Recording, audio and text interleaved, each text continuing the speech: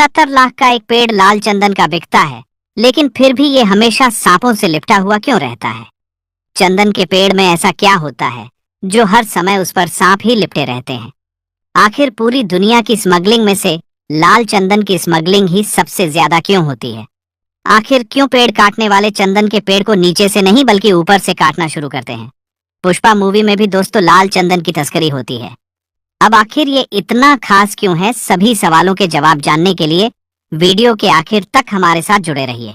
तो चलिए वीडियो को स्टार्ट करते हैं। सबसे पहले दोस्तों आप एक बात जान लीजिए कि चंदन के पेड़ को जब भी काटा जाता है तो उसे बाकी पेड़ों की तरह नीचे से नहीं बल्कि ऊपर से काटा जाता है। दरअसल ऐसा इसीलिए क्योंकि चंदन के पेड़ की जड़ों में जहरीले सांप भरे पड़े रहते हैं और ये बात पेड़ काटने वाला भी जानता है कि अगर ये चंदन का पेड़ है तो फिर इसे नीचे से काटना मतलब मौत को दावत देने वाली बात होगी। अब दोस्तों सांप तो किसी भी पेड़ पर रह सकते हैं, तो फिर उन्हें चंदन का पेड़ ही क्यों पसंद आता है? दरअसल सांप एक कोल्ड ब्लडेड एनिमल होता है। इनका खून ठंडा होता है और इसीलिए इन्हें ठंडी जगह बहुत पसंद होती है।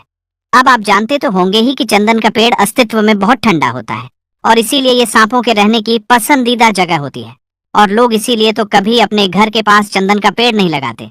कई लोग वैसे मानते हैं कि सांप चंदन की खुशबू की वजह से उसकी तरफ आकर्षित होते हैं। दरअसल दोस्तों सांपों में सूंघने की क्षमता न के बराबर ही होती है। इसके अलावा एक समय पर वीरप्पन नाम का खूंखार डाकू लाल चंदन की तस्करी के लिए ही जाना जाता था। चंदन के एक पेड़ से किसान करीब 40 से 50 हजार रुपए आराम से कमा सकता है। लेकिन दोस्तों चंदन के पेड़ से पैसा कमाना बिल्कुल आसान नहीं है, क्योंकि चंदन के पेड़ को बढ़ने में 20 से 30 साल तो लग ही जाते हैं।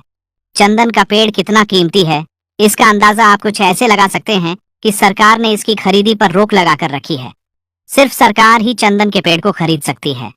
कोई भी किसान चंदन की खेती जरूर कर सकता है, लेकिन इसे कब और कैसे बेचना है, कहां पर एक्सपोर्ट करना है, सब कुछ सरकार तय करेगी। इसके अलावा चंदन का इस्तेमाल परफ्यूम में और आयुर्वेद में किया जाता है। आयुर्वेदिक दवाइयां, औषधियां और ब्यूटी प्रोडक्ट्स में चंदन का इस्तेमाल होता है। दोस्तों हमारे भारत में तमिलनाडु और आंध्र प्रदेश की 2-3 जगहों पर ही लाल चंदन पाया जाता है और बाकी आपको यह भारत के किसी भी इलाके में नहीं मिलेगा। चीन और जापान में दोस्तों लाल चंदन की लोग करोड़ों की कीमत देने को तैयार रहते हैं और इसीलिए लाल चंदन के लिए एक्सेस नकली के केस सामने आते रहते हैं। मारकाट वहां होती रहती है। इन पेड़ों की सुरक्षा के लिए तो एक स्पेशल टास्क फोर्स भी बनाई गई है। इसके अलावा दोस्तों क्या आप जानते हैं कि दुनिया में ऐसे भी खतरनाक पेड़ हैं जो इंसानों की जान लेने के लिए ही बने हैं?